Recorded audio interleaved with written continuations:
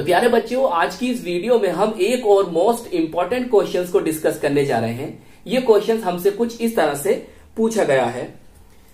उभयदंती नाभिक रागी क्या है, एक उदाहरण द्वारा समझाइए। साथ में हमसे ये भी पूछा है KCN तथा AgCN की हैलो एल्केन से क्रिया को भी समझाइए। 2019 में 3 नंबर में ये क्वेश्चन पूछा गया था। प्यारे बच्चों, इस वाले क्वेश्चन का जो ये पोर्शन है ये NCERT का उदाहरण 6.5 है। तो आपको इसका किस तरह से उत्तर देना है, किस तरह से आंसर को लिखना है उसको समझिए। आप ब्लैक पेन से हेडिंग डालेंगे उभयदंती नाभिक रागी, चाहो तो इंग्लिश में भी लिख सकते हो एम्बिडेंटेड न्यूक्लियोफाइल्स। अब इसकी डेफिनेशन को, इसकी परिभाषा को ब्लू पेन से लिखना है।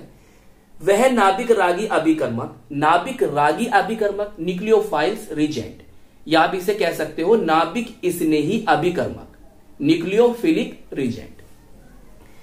वह नाभिक रागी अभिकर्मक जो अपने अलग अलग परमाणुओं के जरिए, अपने अलग अलग परमाणुओं के जरिए इलेक्ट्रॉन न्यून केंद्र पर, इलेक्ट्रॉन न्यून केंद्र जहां पर इलेक्ट्रॉन की कमी हो, तो इलेक्ट्रॉन न्यून केंद्र पर आक्रमण करने में सक्षम होते हैं, उन्हें उभयदंती नाभिक रागी कहते हैं। क्या कहते हैं उनको? उभयदंती नाभिक रागी कहते हैं। प्यारे बच्चों, इस वाली बात को ब्लैक पेन से लिखना, सही है, इसको ब्लैक पेन से।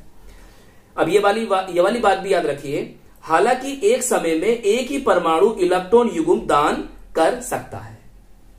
चलिए अब एग्जांपल देख लेते हैं। एग्जांपल प्यारे बच्चों ये ब्लैक पेन से लिखेंगे और इसके अंदर हम ब्लू पेन से लिखेंगे।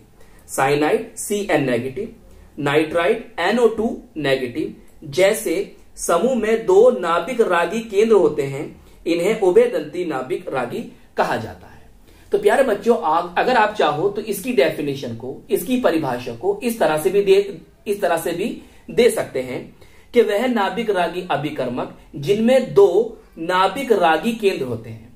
वह नाभिक रागी अभिकर्मक जिनमें 2 नाभिक रागी केंद्र होते हैं, उन्हें उभयदंती नाभिक रागी कहा जाता है। तो आप ये वाली डेफिनेशन भी लिख सकते हैं। चलिए आगे चलते हैं। प्यारे बच्चों, हमने यहां पर साइनाइड को थोड़ा सा ओपन करके लिखा है। देखिए उसने हमसे एक एग्जांपल पूछा था। चलिए देखिए प्यारे बच्चों, ये जो आप देख रहे हो ये साइनाइड की अनुनाद है, वो अनुनादी संरचनाएं हैं। यहां पर आप इसका अनुनाद देख रहे हो, रेजोनेंस देख रहे हो। यहां पर नेगेटिव चार्ज कार्बन पर है। अब क्या होता है, ये पाई इलेक्ट्रॉन इधर शिफ्ट हो सकते हैं, तो अब नेगेटिव चार्ज किस पर आ गया? नाइट्रोजन पर। तो आपने ये भी जाना है कि उभयदंती नाभिक रागी जो होते हैं वो एक समय में अपना एक परमाणु का इलेक्ट्रॉन युग्म दान कर सकते हैं। इलेक्ट्रॉन युग्म, लोन पेयर ऑफ इलेक्ट्रॉन या इलेक्ट्रॉन युगल भी बोल सकते हो। तो एक समय में एक परमाणु का इलेक्ट्रॉन युग्म दान कर सकते हैं, सही।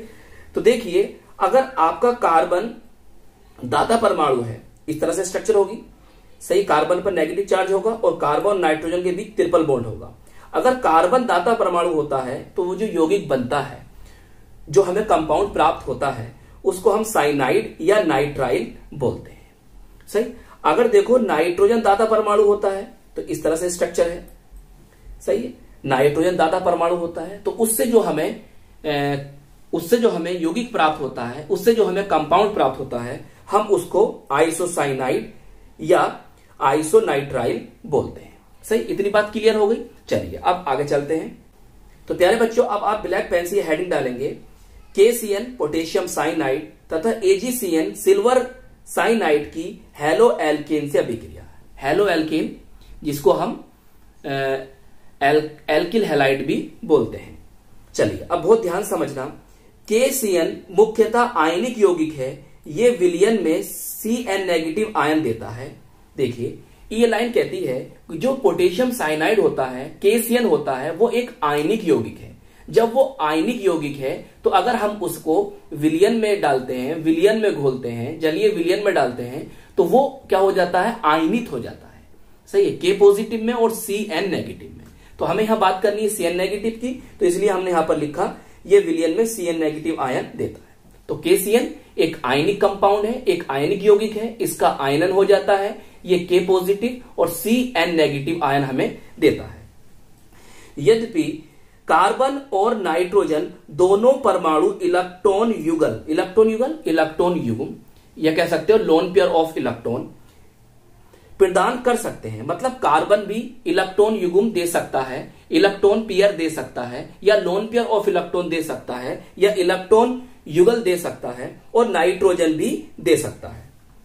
लेकिन आक्रमण मुख्यतः कार्बन परमाणु द्वारा होता है, ना कि नाइट्रोजन परमाणु द्वारा। आक्रमण जो हो रहा है वो किसके द्वारा हो रहा है? कार्बन परमाणु के द्वारा हो रहा है, नाइट्रोजन परमाणु के द्वारा नहीं हो रहा। क्यों? क्योंकि प्यारे बच्चों, कार्बन कार्बन आबन, आबन बोले तो या तो इसे बोल सकते हो बन, इंग्लिश में कहते हैं बॉन्ड। तो कार्बन कार्बन आबन, कार्बन नाइट्रोजन आबन की तुलना में अधिक स्थायी होते हैं, इसलिए साइनाइड बनता है। बात समझ में आई? देखिए, जो KCN था वो K पॉजिटिव CN नेगेटिव में टूट गया, तो हमें बात करनी थी CN नेगेटिव में। अब CN नेगेटिव में कार्बन भी है और नाइट्रोजन भी है। कार्बन भी अपना इलेक्ट्रॉन युग्म लोन पेयर ऑफ इलेक्ट्रॉन दे सकता है, और नाइट्रोजन भी अपना लोन पेयर ऑफ इलेक्ट्रॉन दे सकता है। अगर नाइट्रोजन अपना लोन पेयर इलेक्ट्रॉन देता है हेलो एल्केन को, तो वहां पर कार्बन और नाइट्रोजन बॉन्ड बनेंगे, और अगर कार्बन इलेक्ट्रॉन युग्म देता है तो वहां पर कार्बन कार्बन बॉन्ड बनेंगे। अब कार्बन कार्बन बॉन्ड जो होते हैं वो कार्बन नाइट्रोजन बॉन्ड से ज्यादा स्थायी होते हैं। Carbon carbon bond carbon nitrogen bond से ज्यादा स्थायी होते हैं, इसलिए जो मुख्य उत्पाद बनता है वो होता है साइनाइड। चलिए अब इस बात को रिएक्शन से समझते हैं। देखिए, ये आपका वो RX हेलो एल्केन है, या आप इसको एल्किल हैलाइड बोल सकते हो। ये आपका पोटेशियम साइनाइड है। यहां पर क्या हुआ? देखिए, पोटेशियम यहां से और हैलोजन यहां से, तो क्या निकल गया? KX, और यहां पर जो होगा क्या बचेगा? कार्बन। तो कार्बन क्या करेगा? इस पर अटैक करेगा और आपको ये कंपाउंड प्राप्त होगा, साइनाइड। सही? तो ये आपको साइनाइड प्राप्त हो गया, या आप बोल सकते हो उसको नाइट्राइल। सही है, एल्किल साइनाइड। देखिए उदाहरण देखिए प्यारे बच्चों। अब देखिए, हमने R कौन है? हमारा एल्किल समूह है। कौन है? एल्किल समूह है। तो हमने यहां पर क्या ले लिया? CH3। और ये कौन है? हमारा हैलोजन है। Halogen fluorine, chlorine, bromine, iodine. और हमने यहां पर क्या ले लिया प्यारे बच्चों? क्या ले लिया? Cl, क्लोरीन ले ली। अब रिएक्शन तो हमें इससे करानी है, पोटेशियम साइनाइड से। बस सिंपल सी रिएक्शन है। यहां पर इसको लीजिए और ये निकल जाएगा, और जो कार्बन होगा वो इससे जाकर जुड़ेगा। सही? तो आपको बन जाएगा मैथिल साइनाइड, या एथेन नाइट्राइल भी इसको बोल सकते हो। चलिए अब आगे चलते हैं। तो प्यारे बच्चों, अब आपको ब्लू पेन से आगे लिखना है। इसके विपरीत AgCN सिल्वर साइनाइड सह संयोजी होता है। अब पोटेशियम साइनाइड कौन था? KCN आयनिक यौगिक था, तो उसका आयनन हो गया, और विलयन में CN नेगेटिव आयन आपको प्राप्त हो गए, जिससे आगे बात चली। अब ये कौन है? ये जो है भाई साहब सह संयोजी है, तो इसका तो आयनन नहीं होगा।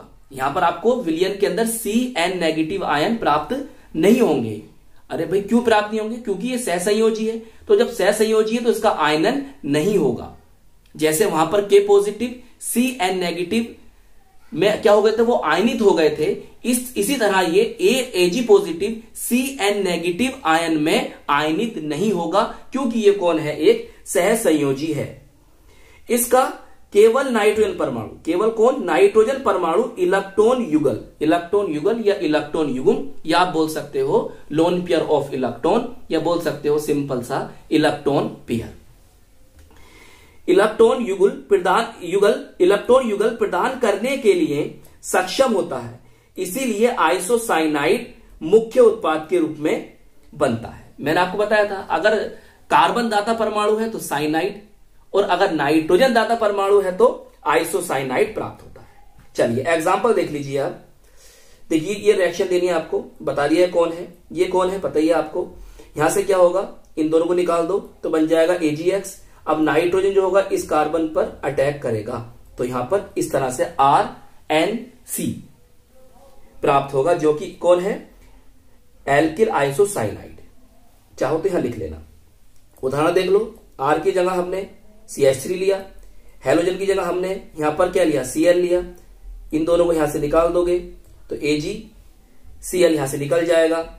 अब यहां नाइट्रोजन इस पर अटैक करेगा तो कंपाउंड आपको ये प्राप्त हो जाएगा, मैथिल आइसोसाइनाइड। तो आई होप ये क्वेश्चंस आपको अच्छी तरह से समझ में आ गया होगा।